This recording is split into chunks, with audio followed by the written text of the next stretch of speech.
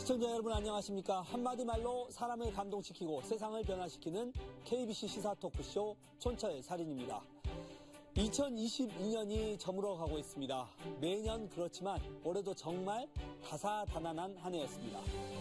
연말을 맞아 올 한 해 정치권의 이슈를 짚어보고 촌철살인 분석해보는 시간 마련했습니다. 오늘도 두 분 패널과 함께하겠습니다. 천하람 국민의힘 혁신위원, 더불어민주당 설주환 법률위원회 부위원장님 나오셨습니다. 반갑습니다. 안녕하십니까? 안녕하십니까? 예, 대본에 올해를 간단히 5글자로 표현한다면 패널 답변 간단이라고 써져 있는데 저희를 너무 옛날 사람 취급하는 거 아니에요? 이거 너무 옛날식 아닙니까? 저는 고민 많이 했는데. 그래도 하라고 했으니까 고민하신 설주환 변호사님. 아, 진짜요? 예. 아, 그래서 이걸 좀 있어 보이게 좀 이렇게 사자성어 형식으로 예. 할까? 아니면 그냥 좀 재미나게 한번 뻔하게 해볼까? 또 뭐 화무 11호 이런 거 하는 거 아닙니까? 그런 느낌인데 지금. 아니. 그래서 두 개를 가져와 봤는데, 예. 일단 두 개 중에 좀 재미를 있는 걸로 한번 예. 마무리 해보겠습니다. 저는 백투더 퓨처다. 백투더 퓨처. 예. 왜 과거로 돌아가려고만 하는 것일까? 예, 지금의 이상의 정치가 모르겠습니다. 이게 정치가 계속 뒤로 후퇴하는 것만 같고, 예. 지금의 어떤 정치 상황이라든지, 그 다음에 용산 대통령실이라든지, 과거로 회귀하는 것은 아닌가. 이게 약간은 좀 그런 생각이 좀 들어요. 지금의 국민의힘 전당대회도 예. 지금 가장 큰 정치적 이벤트는 제가 봤을 때는 지금 3월에 있을 아마 제가 봤을 때는 이제 국민의힘 전당대회가 거의 1, 2월에 정치 뉴스를 뒤덮을 것 같은데 거기도 지금 거의 뭐 룰 형식이라든지 이런 것들이 계속 어찌 보면 대통령 예전에 아주 진짜 그 뭐 전두환 대통령 시절에 선관위원장. 뭐 정말 뭐 거의 지명에 가까운 약간 좀 그런 건 아닌가. 그리고 윤 대통령이 하시는 말씀이나 어떤 헌법적 가치가 제가 봤을 때는 본인이 대학생 시절 70년대 말 80년대에 머물러 계시는 건 아닌가라는 생각이 좀 들어서 저는 이거 백투더 퓨처다.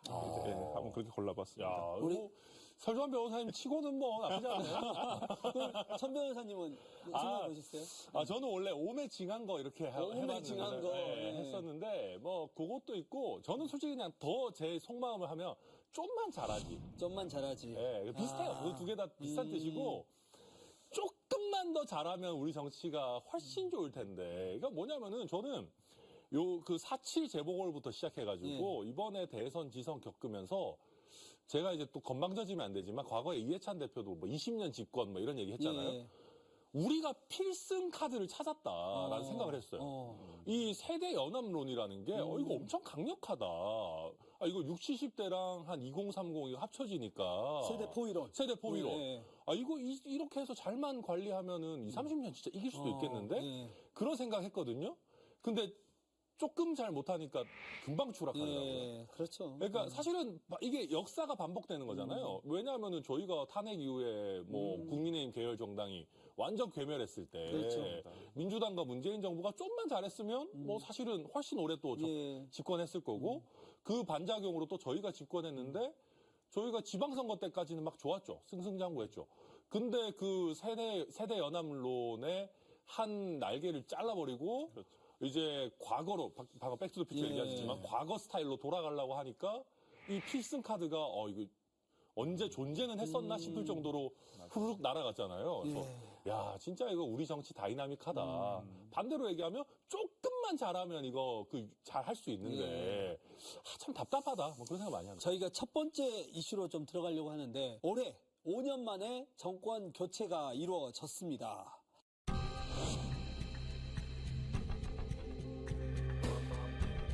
자유, 인권, 공정, 연대의 가치를 기반으로 국민이 진정한 주인인 나라, 국제사회에서 책임을 다하고 존경받는 나라를 위대한 국민 여러분과 함께 반드시 만들어 나가겠습니다.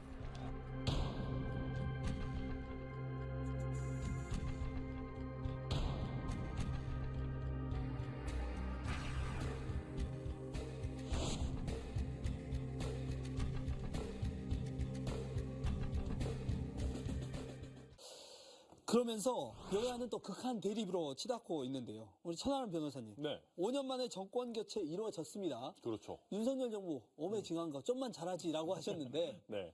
성적표 매겨보신다면 어떻습니까? 저는 사실은 한 50점 정도밖에는 못 줄 것 같아요. 너무 짠 거 아니에요? 그러니까 저는 솔직히 기대가 컸어요. 예. 그러니까 왜냐하면은 윤석열 대통령은 사실 정치인이 아니었잖아요. 예. 진영도 없잖아요. 뭐 사실은 원래는 민주당 쪽에서 훨씬 더 각광받았던 거 아닙니까? 거기서 검찰총장도 시켜주고. 예. 그러니까 저는 솔직히 말하면 조금 더 확장성 있는 정치를 하시지 않을까라는 기대를 했는데 뭐 지금 나오는 거 보면 초반에는 너무 많이 흔들렸고 최근에는 그나마 조금 뭐 회복하고 있지만 이게 결국은 우리 편을 붙잡는 데 지금 에너지를 많이 쓰고 있는 거거든요. 그런 면에서 저는 50점밖에 줄 수가 없다. 왜냐하면 50% 정도의 국민만 지금 저는 포섭하는 그런 과정이라고 보고요. 이게 자칫 잘못하면은 저는 문재인 정부가 5년 만에 정권을 내준 그 길로 갈 수도 있다고 봐요. 그러니까 문재인 정부 대단한 게 처음에 7, 80%로 시작해가지고 끝에도 한 40%까지는 갔었어요. 아니 40% 지지를 갖고 있는데 정권 교체되기 쉽지 않은 거거든요. 근데 그럼에도 불구하고 정권 교체 됐는데 저희 쪽에서 그래서 문재인 정부를 비판하는 거는 문재인 정부는 뭐 너무 본인 지지층만 끝까지 챙기면서 콘크리트를 유지하고 어찌 보면 끝난 거 아니냐. 저희도 지금 40% 회복했다 막 좋다 하지만 이거 이상으로 확장을 못 한다면은 결국 이 40%의 벽에 갇히게 되는 거거든요. 그래서 여튼 저는 조금 더 뭐 100%의 국민을 포용한다. 이거는 거짓말이라고 할지라도 7, 80% 정도의 국민을 우리가 끌어안고 가는 좀 폭넓은 방향으로 갔으면 좋겠다.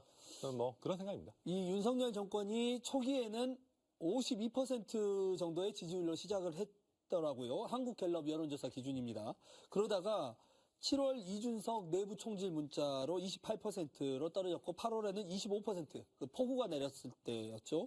또 9월에 최저점을 찍는데 바로 바이든 날리면 이 논란이 있으면서 20% 초반대까지 떨어지게 됩니다. 그리고 최근에는 화물연대 파업 업무 개시 명령 또 이렇게 하면서 40% 초반까지는 올라왔어요. 네네. 이 지지율 어떻게 좀 해석하고 계십니까? 그러니까 어떤 그 공통적인 요소는 있습니다.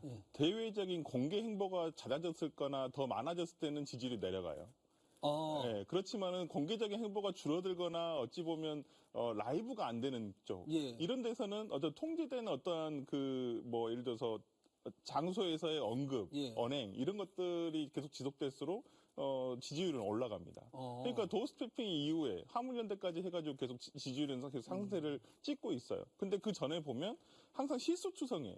말에서. 왜 그러냐면 저도 그러니까 윤석열 대통령이 정치인이 아니었기 때문에 조금 더 여야의 정치인들과 더 손을 잡고 어찌 보면 협치를 더 넓게 폭넓게 할 수 있는 요건을 가지고 있다라고도 생각을 했는데 이제 제가 봤을 때는 좀 움츠러들었던 것 같아요. 그러니까 지방선거까지는 굉장히 좋았죠. 이제 민주당으로는 뼈아픈 것이 솔직히 대통령 취임 이후에 20일 만에 치러지는 지방선거였기 때문에 어떻게 보아도 이길 수는 없는 선거였었어요. 어려운 선거였죠. 이게 2, 3개월만 더 뒤에 있었으면 지금의 이런 결과는 조금 더 나아지지 않았을까라는 정말 그런 뭐 희망 섞인 얘기도 해볼 수는 있겠지만은 지금 그 이후로 7월달 이후로 보면 뭐 그다음에 당 내에서의 세력 결집 이준석 대표를 쫓아내야 되겠다라는 생각 그걸로 이제 굉장히 9월까지는 시끄러웠죠. 그렇기 때문에 저는 이런 면에서 본다면 그러니까 본인이 정치적으로 움츠러지자 제가 봤을 때는 그런 판단을 하신 것 같아요. 우리 일단 지지층부터 잡고 가야겠다. 최소한 30에서 35%까지는 회복을 해야 되겠다라고 생각을 하시고 계속 그 행보를 하셨었고 그게 결집이 극대화된 게 이번에 화물연대 사태를 처리하면서 지금의 지지율 35%에서 40% 구간대에 있는 아마 지금까지 지지율의 현황이라고 볼 수 있을 것 같고요. 점수도 마찬가지로 저는 그렇게 보는데 과연 그런데 이렇게 본인 세력 예를 들어서 제가 봤을 때는 중도 보수까지도 지금 포섭을 못한 것 같아요. 제가 봤을 때는 굉장히 강한 지지. 그러니까 양쪽 다 30%의 강한 지지세는 있어요. 민주당이나 국민의힘은 전부 다. 그렇기 때문에 그 중간에 있는 40%가 어떻게 움직이냐에 따라서 어찌 보면 정권도 어쩌면 권력을 가져올 수 있기도 하고 빼앗기기도 한다고 본다면 저는 지금의 어떤 윤석열 정부, 대통령의 어떤 이런 것들이 그러니까 대부분 사람들이 생각하는 게 뭐냐면 정치적인 능력, 정책적인 능력 이거에 대해서는 약간은 의구심이 있어요. 근데 이것이 예를 들어서 어떤 언어로서 표출이 된다거나 행동으로 표출이 될 때 실망하면서 지지율이 떨어지고, 근데 그것이 이제 보이지 않으면 그래도 우리나라 국민들이 가지고 있는 대통령에 대한 어떠한 그런 뭐 그 형상이라고 해야 되나요? 기대감 이런 게 있기 때문에 이제 올라가는 거라고 생각을 해요. 근데 이게 대한민국 전체적으로 봤을 때 바람직한 방향이냐? 그렇지는 않다고 보거든요. 그러니까 저도 대통령이 조금 더 이제는 이제 본인 지지율을 이제 채워갔으니까 조금 더 이제 넘어갈 수 있는 이제 좀 정책을 확장을 하자. 네. 그런데 연말 특별사면만 보면 네. 이게 이제 가장 최근에 있었던 일이니까 다 자기 편만 지금 챙기고 있잖아요. 올해까지는 그냥 하나 보죠, 뭐. 예. 근데 이게 갑자기 변할 수가 있나요? 모르겠습니다. 그러니까 저도. 제가 말씀드렸듯이 지금까지는 그러니까 중도 보수까지, 그러니까 보수 색채가 조금 더 강한 데까지의 어떻게 보면 친박과 예전에 MB, 예. 그러니까 친이와 친박을 이번에 어찌 보면 이번에 사면에 굉장히 많은 특혜를 입었던 건 오히려 MB보다 오히려 친박 쪽이 예, 훨씬 김기춘, 더 뭐, 우병우, 문고리 3인방, 뭐 정말 국정농단 세력이 전부 다 지금 다 이렇게 됐죠. 풀려났어요. 예. 그러니까 예상치도 못했어요. 솔직히 민주당으로서는 허가 찔리는 셈이에요. 그러니까 MB에만 계속 이렇게 포인트를 두고 있다가 이게 뭔가를 보니까 이게 아닌 거예요. 실제 MB는 오히려 어찌 보면 시선 끌기용이었고 실질 내부적인 어떠한 이 사면의 실질적인 내용은 친박을 끌어안자. 왜냐면 지금의 어찌 보면 권성동 의원이라든지 장제원 의원은 어찌 보면 친이에 가깝거든요. 예. 지금의 어떤 국정 운영 세력 자체가 친이인데 이제 친박을 끌어안아 보자라는 세력이기 때문에 제가 봤을 때 여기까지에서 한 40%까지 끌어들여 보자라고 생각을 하시는 것 같아요. 전통적인 보수층을 좀 다지고 네. 그 다음에 이제 나아가는 쪽으로. 근데 저는 이거는, 정치적 고려는 물론 들어는 있겠지만, 이거 한다고 해서 안 좋아합니다. 그러니까요. 그러니까 예를 들면은. 전통적 보수층이 안 좋아한다. 예, 예. 그러니까 예를 들면 박근혜 전 대통령을 풀어주는 거는 좋아하는 사람들이 있죠. 예. 일부. 이명박 전 대통령을 풀어주는 거 솔직히 사람들 관심 없습니다.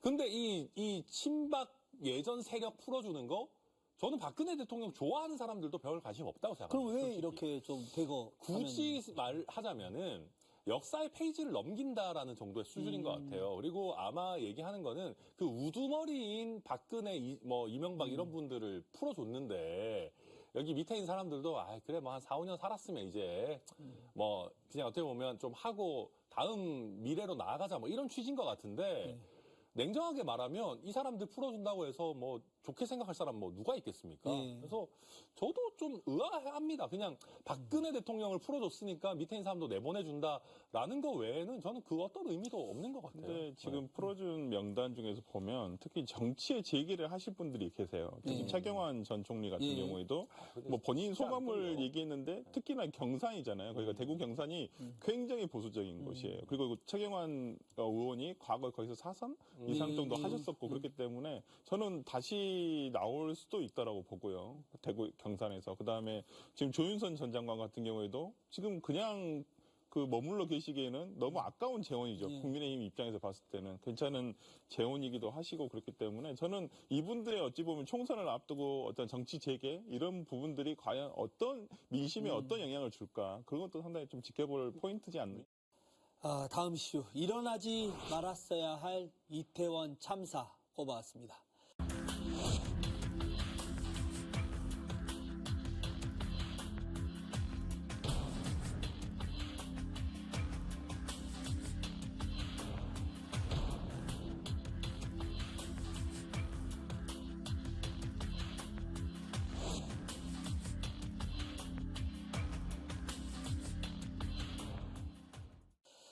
자, 저희가 거의 매주 이태원 참사 이야기는 빼놓지 않았습니다. 네. 그리고 지금 이제 국정조사가 시작이 됐고, 내년 초면은 청문회까지도 열릴 예정입니다. 4일과 6일이죠. 네. 이태원 참사 이제 전반적으로 봤을 때 우리 설 변호사님은 어떤 장면, 저때 잊지 말아야겠다 혹은 잊혀지지 않는다. 어떤 장면이 있습니까? 네, 일단 저는 그날의 그 소식을 들을 때 너무 대한민국 서울에서도 이런 일이 일어날 수 있구나. 정말 너무 놀라고 지금도 이 말하는 순간에도 진짜 이게 진짜 뭐 이렇게 소름 돋는다고 할 정도로 아직도 그 기억이 너무 생생한데 너무 젊은 이들이 정말 길거리를 가다가 죽은 거예요. 진짜 그것도 한순간에 진짜 예를 들어서 한 명의 경찰관이라도 그 순간에서 예를 들어서 질서지휘를 하고 있었다면 저는 그런 일은 절대 벌어지지 않았을 거라고 저는 생각을 합니다. 그리고 그 당일날 영상에서 봤었을 때 불과 몇 시간 전에 어떤 여자분이 소리를 쳐요. 그거 뭐 올라오지 마시라고 하고 내려갈 수 있게끔 하자. 그렇게만 해도 그게 어느 정도 통행은 되거든요. 근데 거기서 그런 일이 그러니까 이게 이런 일이 벌어지지 않았어야 되는데 너무나 진짜 청천벽력 같은 일들이었고 저는 지금의 어찌 보면 수사라든지 이런 부분이 뭐 지금 국정조사까지 이루어지는 부분에 대해서는 참 그나마 다행이다라고 생각을 하고 있지만은 아직도 갈 길은 멀구나. 제가 봤을 때는 지금 뭐 국정조사가 진행되고는 있습니다만은 뭐 이상민 장관의 언행 문제되는 고 있는 부분 그리고 서로 지금 뭐 이상민 장관과 그 경찰청 간에 서로 책임을 떠미는 모습 이런 모습을 보면 유가족들의 마음은 어떨까 현장에서 지금 지켜보시는 유가족도 계시지만은 얼마나 이게 본인의 일이라고 생각을 해보십시오. 정말 너무 가슴이 찢어지는 일이거든요. 그렇다고 한다면 저는 어찌 되었건 간에 유족의 뜻이 가장 우선된다는 것은 윤석열 대통령도 말씀하셨던 내용이에요. 그렇다고 한다면 저는 국정조사 이후에 어찌 보면 특검까지는 가야 되지 않겠느냐. 저는 특수본의 수사도 너무 지금 현장 인력에 너무 지금 치우치고 있는 것은 아닌가라는 생각이 좀 들어서 좀 국정조사 이후에 특히 청문회 이후에 저는 어떤 특검이 될 수 있도록 저는 국민의힘에서 이걸 정파적으로 이용한다는 생각 안 하셨으면 좋겠어요. 정말로. 근데 사실 특검 가기도 전에 네. 이미 증인 채택만 가지고도 국회 내에서 논란이 많잖아요. 근데 증인을 뭐 70몇 명이나 채택했기 때문에 네. 사실은 거의 대부분 다 들어왔다고 보고 네, 국무총리. 네, 총리 정도가 이제 쟁점인데 사실 아시겠지만 총리가 보고도 굉장히 늦게 받았고 여기서 뭘 한 게 사실은 없습니다. 예. 그러다 보니까 이게 저희 입장에서도 총리 불러가지고 사실은 망신주기 네, 이게 아니냐. 내용이 나올 게 없는데 뭐 그런 취지고요. 그러니까 저도 제가 사실 지금 뭐 몸매나 이런 걸 봤을 때는 전혀 그렇게 안 보이지만 제가 의외로 코로나19 이전에는 할로윈 때 이태원 자주 갔었거든요. 그 몸매하고 무슨 관계가? 뭐 모르겠습니다. 저도 뭐 이렇게 내심의 의사가 나왔는데 예. 근데 실제로 저는 이 어떤 사고도 뭐 당연히 설 변호사님 말씀처럼 충격적이었지만은 2차 가해 하시는 분들이 너무 저는 되게 이해를 못 하겠어요. 예. 그러니까 아니 우리가 놀러 가면 안 됩니까? 아니, 대한민국이라는 나라가 노는 게 안전한 거가 프라이드가 있는 나라잖아요. 예. 전 세계 어디보다도 밤에 우리가 자유롭게 잘 다닐 수 있고 그렇죠. 예. 치안이 좋은 걸로 우리가 프라이드를 갖는 나라인데 할로윈 때 이태원에 놀러 가는 게 뭐가 나쁩니까? 저도 자주 갔었습니다. 예. 젊었을 예. 때. 그래서 뭐 무슨 뭐 부모가 그거 말리지 않고 뭐 했나 뭐 이런 소리 하시는 분들 제가 보면서 굉장히 뭐 말도 안 되는 무슨 알지도 못하면서 유가족한테 이 대목 받는 이런 말하는 사람들은 진짜 도대체 뭔가 좀 굉장히 원망스러웠고요. 예. 그 다음에 이제 정치권으로 돌아오면은 저도 참 수차례 얘기했습니다만은 법률적인 책임을 묻는 거는 한계가 있습니다. 예. 법률적인 책임을 물으려면은 알았어야 되고 그걸 막을 수 있었어야 됩니다. 예. 그러니까 예견 가능하고 회피 가능해야 된다라고 우리가 얘기하는데 이 사건 같은 경우는 보고 자체가 엉망이었기 때문에 윗선에 있는 사람들이 알았고 이걸 지휘해서 막을 수 있었다라는 요건을 갖추기가 쉽지가 않습니다.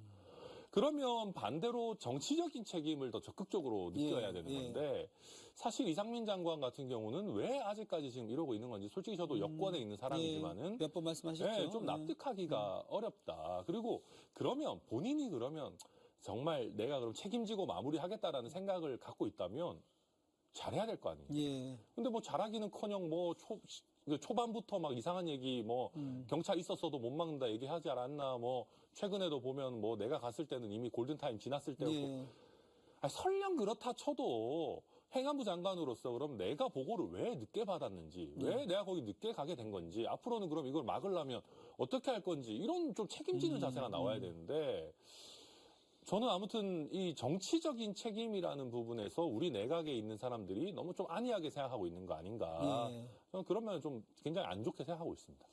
이태원 참사는 이제 국정조사가 있는 다음 주 이제 내년 첫 천천살인 방송에서 좀 더 자세히 짚어보도록 하겠습니다. 다음 이슈로 좀 넘어가 보겠습니다.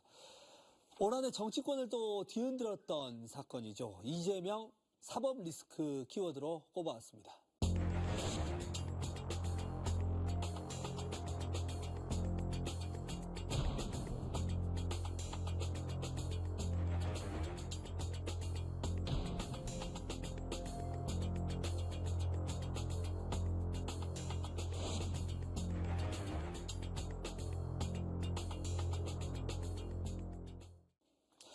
자, 설 변호사님. 네. 이재명 사법 리스크는 현재 진행형이고 지금 안 그래도 28일이었나요? 지난 28일 검찰 소환 통보가 있었잖아요. 네네네.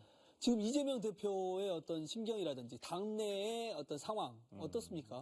일단은 뭐 참모진이라든지 최고위원회에서는 오히려 출석을 만류하고 있는 상황임에도 예. 불구하고 본인은 떳떳하니까 당당하게 나가서 소환에 응하겠다. 소환에 응하겠다는 아마 거는? 공개 출두를 하지 않을까 싶고요. 지금 예. 뭐 언론에 보도된 내용에 의하면 뭐 1월 10일에서 12일 사이에 검찰에서 제시한 날짜를 그 중에서 한번 지금 협의를 해보겠다.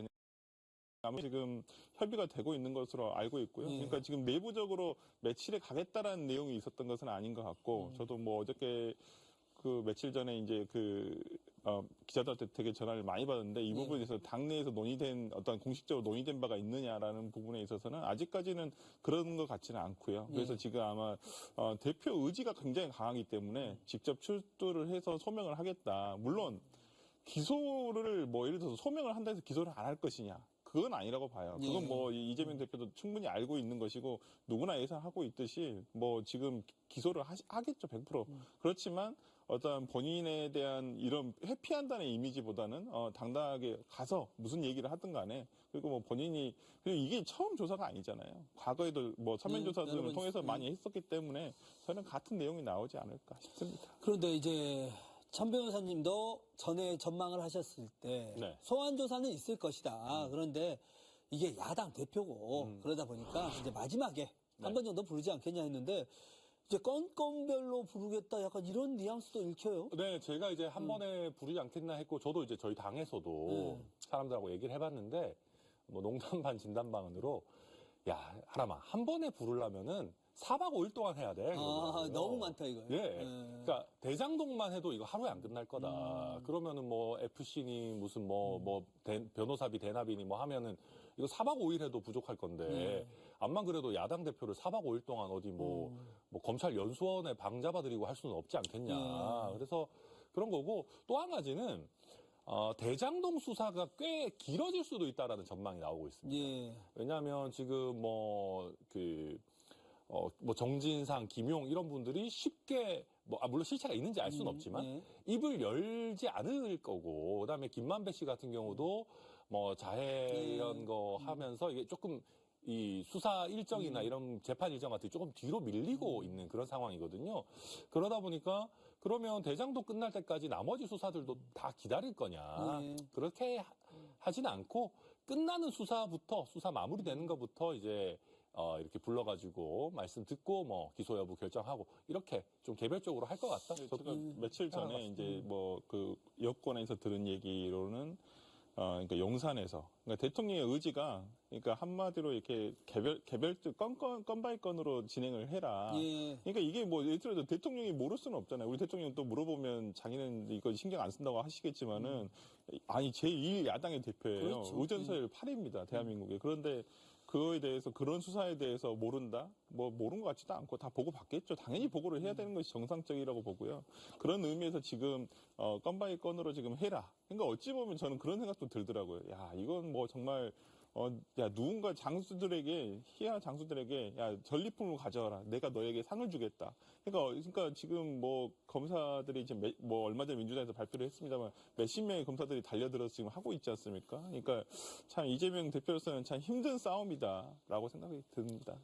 그 이재명 대표의 이번 건에 앞서서 또 이제 노웅래 의원이 체포 동의안이 상정이 됐습니다. 그런데 국회의원 161명의 반대로 부결이 됐어요.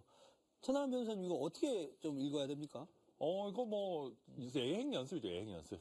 그렇게 보시는 거예요? 저는 당연히 부결될 줄 알았어요. 그래요? 왜냐하면은 노웅래 의원은 오케이 해주고 갑자기 이재명 대표 때 부결하려면은 또 좀 약간 눈치 보이잖아요. 그래서 당연히 이거는 부결 수순으로 가는 거였고 이번에 관행을 한번 끊었어야 될 겁니다, 민주당 입장에서. 왜냐하면 21대 국회에서는 체포동의안 다 동의해줬기 때문에. 근데 이번에 끊은 게 그럼에도 불구하고는 이제 이재명 수호다라는 거에서 자유롭기 어려운 게 노웅래 의원 같으면 과거 관행 같으면 당연히 해줘야 돼요.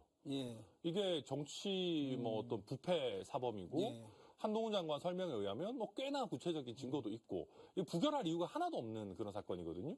근데 결국은 다음번에 이재명 대표 때를 위해서 한번 부결하는 거 만들어 놓은 거다 생각합니다. 저는 내행 연습이라고 생각하지는 않아요. 이거 각자 예. 판단에 맡긴 것이고 저는 첫 번째로는 재질이 물론 나쁠 수 있습니다. 불법 예. 자금 수수기 예. 때문에. 근데 그 내용을 들여다보면 좀 달라요. 그러니까 6천만 원이라고 검찰에서는 주장을 하지만 실제 줬다는 사람 입장에서는 액수도 5천만 원이라고 돼 있어요. 그래서 돈도 약간 틀린 부분이 있고 그다음에 압수수색 현장에서 3억이라는 현금이 나와서 오히려 지금 이게 사건이 더 커진 얘기는 있어요. 예. 그렇기 때문에 근데 그 3억과 이 돈과의 어떤 연결점은 지금 검찰에서 입증을 못 하고 있거든요. 그렇다고 한다면 이 압수수색도 상당히 문제가 있었던 것으로 보이고 그다음에 이제 예를 들어서 지금 노웅래 의원이 적극적으로 구명 운동을 스스로 한 것도 예. 있죠. 여야 예. 의원들이 가리지 않고 전화를 다 돌리고 그런 면도 있고 솔직히 노웅래 의원은 우리 당내 평가에서도 어떤 계파가 없어요. 뭐 친명도 아니고 뭐 친문도 아니시고 그냥 뭐 오히려 그냥 지역에서 굉장히 오래된 사상 의원 뭐 구청장도 하셔서 그렇기 때문에 어찌 보면 약간 진짜 뭐 혼자 예. 거의 그 정치 활동을 이어가시는 분이고 제가 듣는 평가로도 민원을 그렇게 안 들어주신다고 그래서 서운해하는 사람들이 너무 많다는 거예요. 예. 주변에. 그렇기 예. 때문에 이런 돈을 오히려 사선 국회의원이 돈을 집에 몇 억씩 쌓아두고 계시는 분이 몇 천만 원 돈 가지고 청탁을 들어주고 저는 조금 이해되지 않은 부분들이 이건 그러니까 본인의 어떤 방어권을 위해서 재판에서 따져봐야 될 문제라고 생각을 하고 저는 어저께 부결의 가장 큰 원인은 한동훈 장관이라고 생각합니다. 그래요? 한동훈 장관 나와서 뭐라고 했습니까? 마치 자기가 검사인 것 같이 오히려 그런 내용들을 다 얘기를 하면서 녹취록 이야기를 예, 했어요. 뭐 예. 이 녹취록 얘기도 뭐 증거에 대한 얘기잖아요. 예. 그런 것들을 피의 사실을 적극적으로 공표를 하면서 과연 이것이 의회 의원들을 상대로 이게 설득을 하는 것인지 겁박을 주는 것인지 저는 그런 어떤 한동훈 장관의 태도가 저는 적극적으로 이건 부결을 시켜야 되겠다라고 하는 어떤 의원들의 마음을 굳히게 한 면도 있지 않나 봅니다. 예, 이제 이재명 대표에 대한 수사는 아마 내년에도 계속 시끄럽게 이어질 것 같습니다. 얼마나 이어질지, 또 그 과정에서 어떤 증언들, 또 증거들이 나올지에 또 국민들의 관심도 많이 집중될 것 같은데요. 그건 내년에 또 살펴보도록 하고 다음 이슈로 좀 넘어가겠습니다. 다음 이슈는 국민의힘 살펴보겠습니다.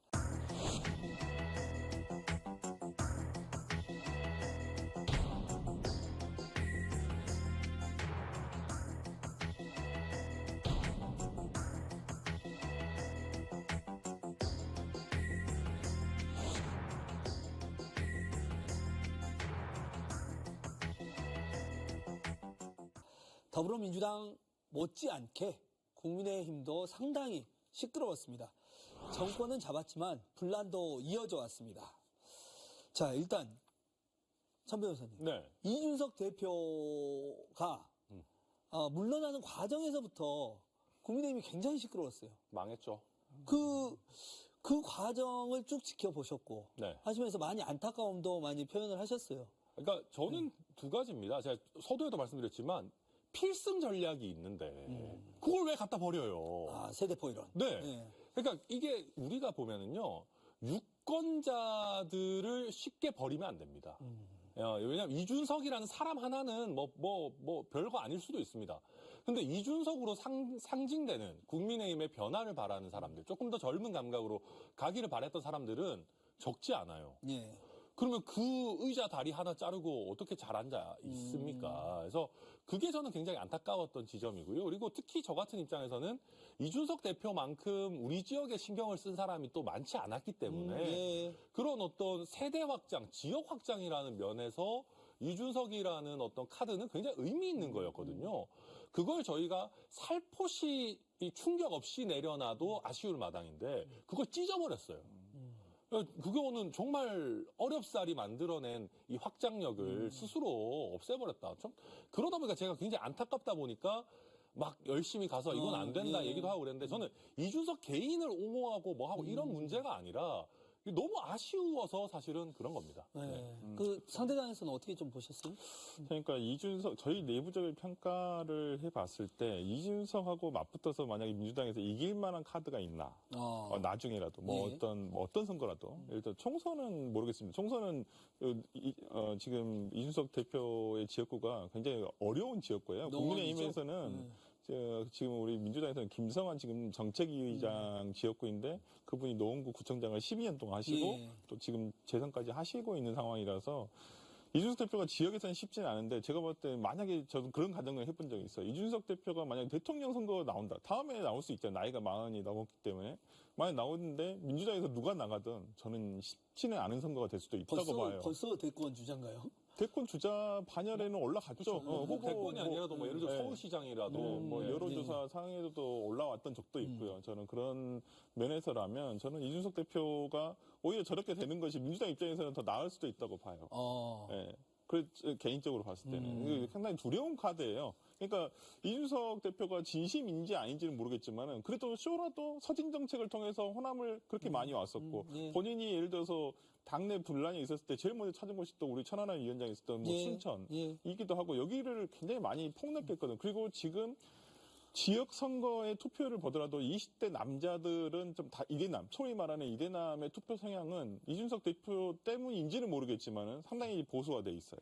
그래서 저희 당에서도 상당히 걱정하는 부분이 뭐냐면 20대, 30대의 보수화가 상당히 우려스럽다는 거예요. 왜냐하면 기존에는 민주당이 청년 세대를 약간 더 어필을 많이 하고 그랬는데 요즘은 그게 안 돼요. 특히 뭐 이게 예를 들어 남녀 갈라치기냐 이걸 떠나서라도 지금의 어찌 보면 20대, 30대의 어떤 보수화는 상당히 진해지고 있는 상황이거든요. 그게 이제 세대 포일은 어찌 보면 기초적인 어떤 요소였었고요. 그런 면에서라면 지금 이준석 대표가 물러난 부분 민주당으로서는 반사 이익이죠. 이게 어찌 보면 저 당이 못하니까 우리 당의 어떤 그런 요즘에 뭐 어디선가 봤지만은 민주당의 전반적인 어떤 그 흐름이 상대당이 실수를 해지기를 바라고 있다. 이런 것도 있거든요. 양 당이 마찬가지인 것 같아요. 그런 면에서라면 저는 이준석 대표가 저렇게 물러난 부분은 모르겠어요. 국민의힘이 아까도 말씀드렸듯이 정말 백투더 퓨처하고 있는 거예요. 정말. 민주당이 이득을 좀 차렸다. 가져갈 수도 있죠. 그 이제 이준석 대표가 물러나고 비대위 체제가 생겨나면서 또 법적 분쟁까지 가고 이렇게 됐는데 이제는 새로운 지도부를 꾸려야 될 때입니다. 국민의힘이 전당대회 날짜를 내년 3월 8일로 확정을 했죠. 했죠. 네, 전당대회 근데 선관위원장이 저희가 이 방송 전에도 잠깐 이야기를 했는데 전두환 정권 당시에 체육관 선거를 관리했던, 관리하고 지휘했던 유흥수 상임 고문님이 선관위원장이에요. 그래서 저도 이거 보고 뭐 이렇게 하나 진짜. 그러니까 저는 이분이 누군지도 솔직히 잘 몰랐습니다. 32년생이신가 그런 것 같아요. 제가 보니까 우리 정치권에 김종인, 박지원보다 윗세대가 잘 안 계시는데 그거보다 훨씬 위시더라고요. 근데 갑자기 이렇게 추대를 하면서 좀 의아해요. 그러니까 아마 이제 정진석 비대위원장이 직접 이렇게 그냥 선택을 하신 걸 거고 그냥 이분이 제가 찾아보니까 저희 당 고문을 하신 지만 벌써 10년 이상 되셨더라고요. 이제 고문들이 돌아가시면서 뭐 원래 선관위원장 이런 거 많이 합니다. 근데 그렇다고 하더라도 지금 가뜩이나 지금 서울 변호사님 같은 분이 오셔가지고 과거로 돌아가냐 이러고 있는 마당에 지금 무슨 뭐 신군부 때로 돌아가면 어떡합니까? 그래서 좀 미래지향적인 뭘 해야지. 그래서 저도 보고 왜 이러다. 뭐 이분이 개인적으로 얼마나 훌륭한지는 모르겠지만 좀 이상한 선택이다 이렇게 생각합니다. 근데 이런 당 부당을 떠나서 저는 민주당 입장에서는 국민의힘의 전당대회가 상당히 부럽긴 해요. 항상 민주당보다 재미는 있어요. 그래서 뉴스는 많이 나요. 진짜로. 이게 어쩌면 옳다 그르다를 떠나서 참 부러운 부분이에요. 저는 그래서 항상 우리 당에도 이 전당대회 룰도 바꿔야 된다. 너무 이게 재미가 없다. 우리 당은. 이게 일방적인, 그러니까 우리 당이, 그러니까 민주당이 가장 재밌는 선거는 노무현 대통령 선거였어요. 대통령 선거 경선 당시에.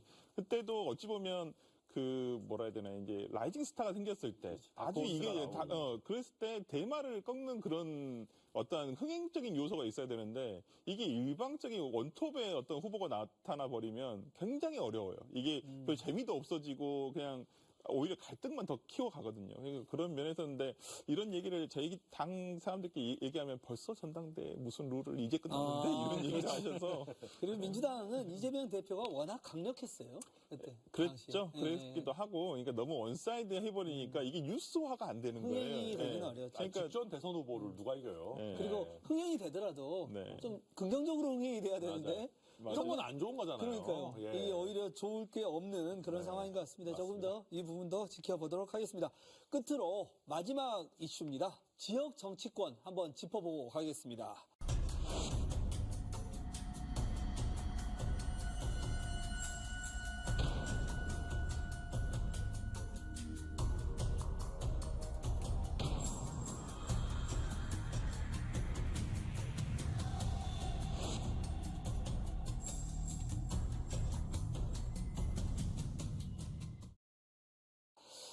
자, 전 변호사님. 네. 지난 대선이 끝나고 지방선거가 있었어요.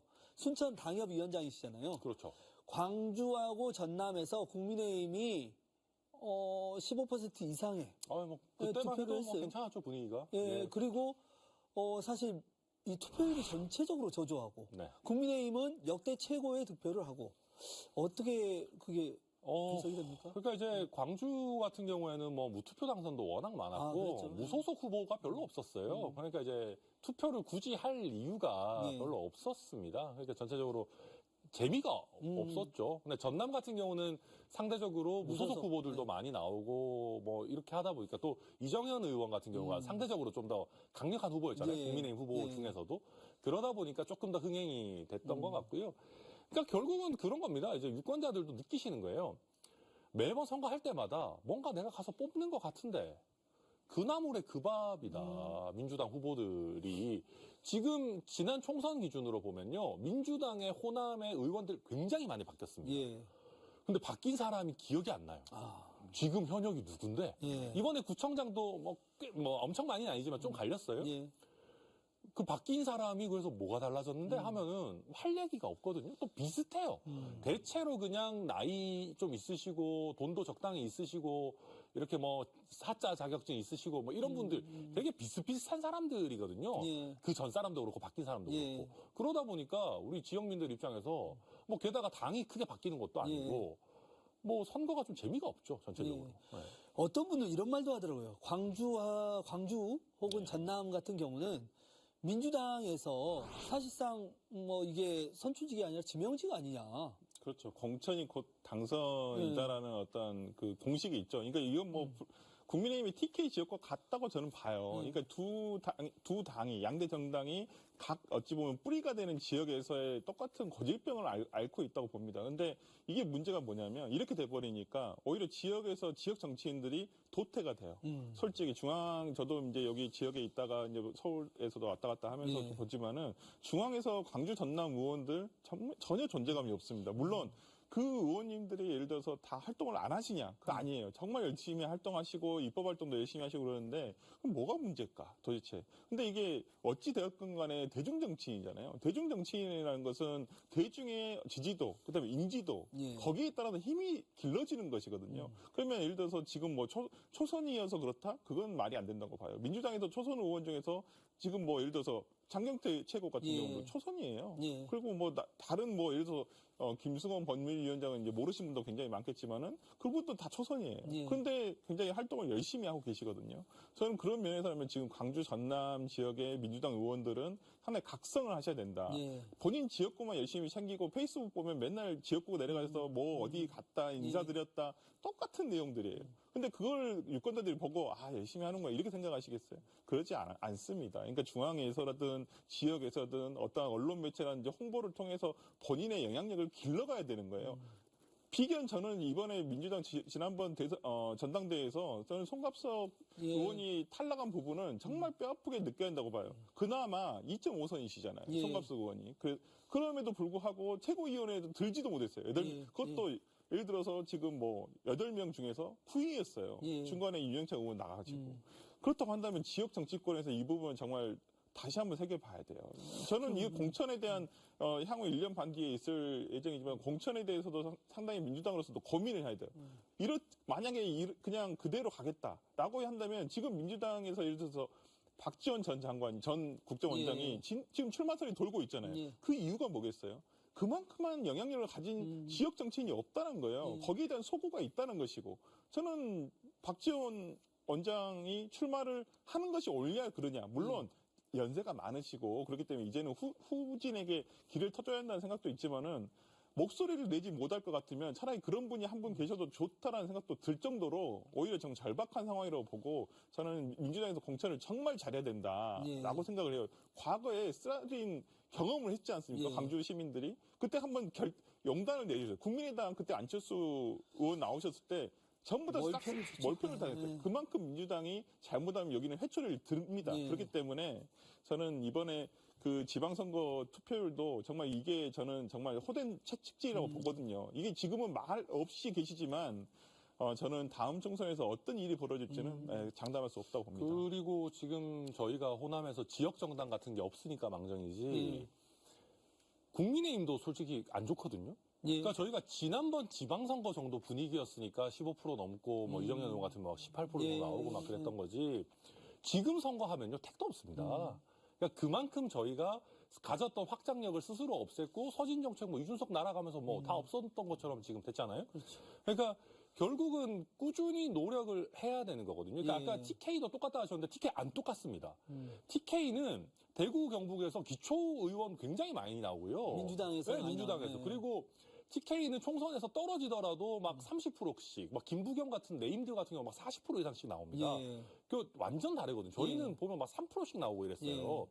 근데 이게 그나마 저희가 지난 대선 지선 겪으면서 좀 국민의힘도 어느 정도 이제 자리를 잡아가나 했는데 또다시 지금 제대로 안 되고 있는 면이 있기 때문에 저는 2023년에도 국민의힘이 계속 뭐 자기들 권력 싸움만 하면서 그냥 그냥 영남 텃밭만 지키려고 하고 과거로 돌아가려고 하고 이러면은 더더욱 지역주의가 공고화되는 총선이 될 수 있다. 저는 벌써부터 사실 걱정이 됩니다. 그러니까 이 총선이라는 것이 두 분도 이렇게 동의는 하실 거예요.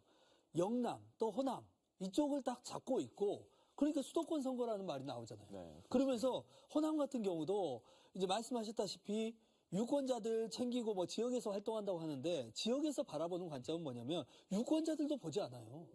그냥 여기 와서 이제 출마하시려는 분들 또 혹은 현역 국회의원들이 권리당원 확보에만 지금 혈안이 되어 있어요. 그러니까 이게 민주당 룰이 정해지지 않았습니까?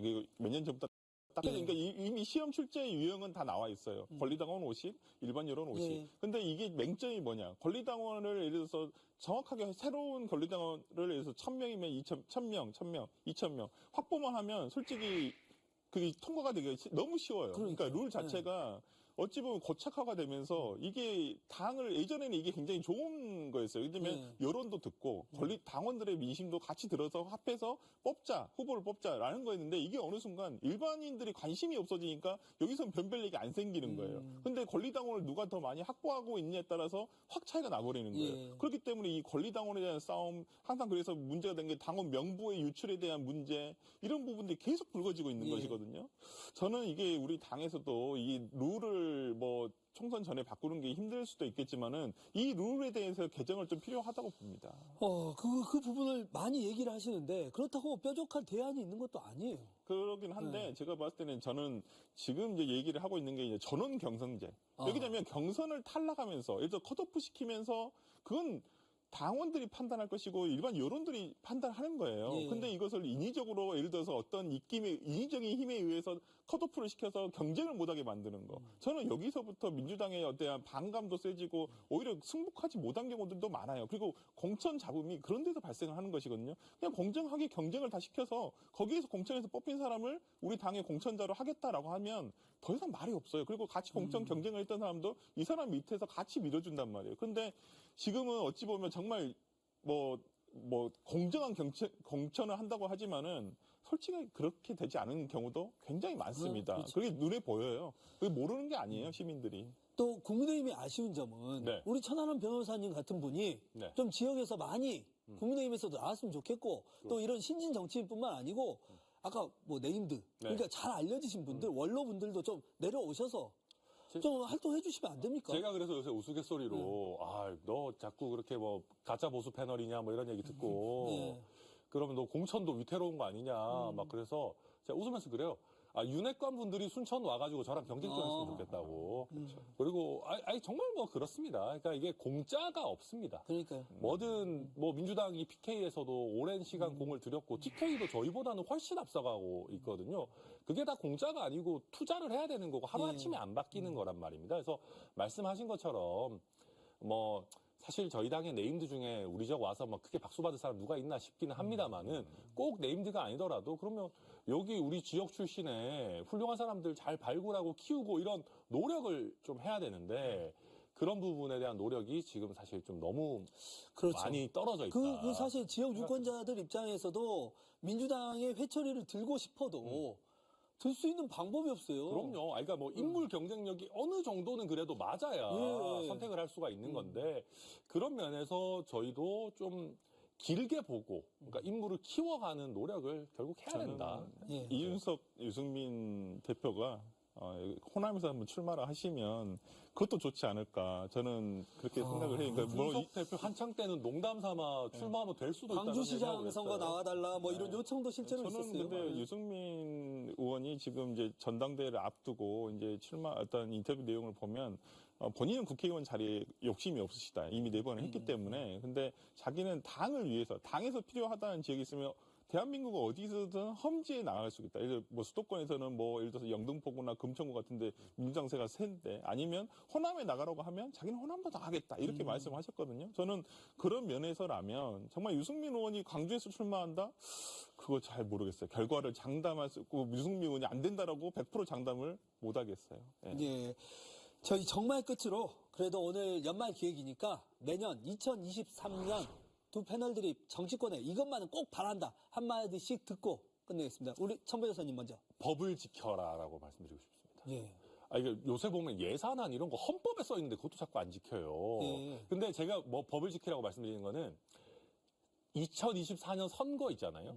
선거구 획정을 1년 전까지 하도록 하겠습니다. 그렇죠. 단 한 번도 지킨 적이 없어요. 맨날 막 벼락치기 하듯이 마지막에 막 특히 이제 저 같은 경우는 순천도 선거구가 이상하게 돼 있거든요. 이거 제대로 해야 되는데 이런 것들 뭐 순천만 뿐이겠습니까? 그러니까 선거 제도가 됐든 선거구가 됐든 미리미리 정리해 주는 거 그게 최소한의 국회가 할 도리다. 저는 뭐 제가 뭐 전태일은 아닙니다만은 정말 있는 법이라도 잘 지키는 모습을 보여줘야 된다 생각합니다. 그 법을 만든 게 또 국회 아닙니까? 그럼요.